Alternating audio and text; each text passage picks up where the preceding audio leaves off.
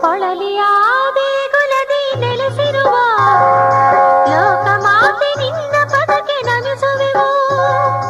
ಭಕ್ತರನ್ನು ಮಕ್ಕಳಂತೆ ಪ್ರೀತಿಯಲಿ ಸಲಹುವಾಕೆ ನೀನೆಂದು ನಂಬಿಹೆವು.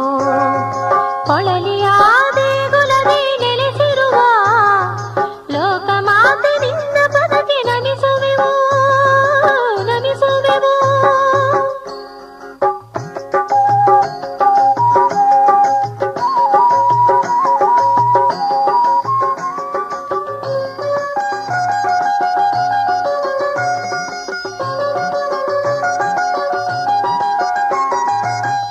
ಆನಂದ ರೂಪಿಣಿ ಜಗದಂಬೆ ನಿನ್ನ ಭಜಿಸುವೆವು.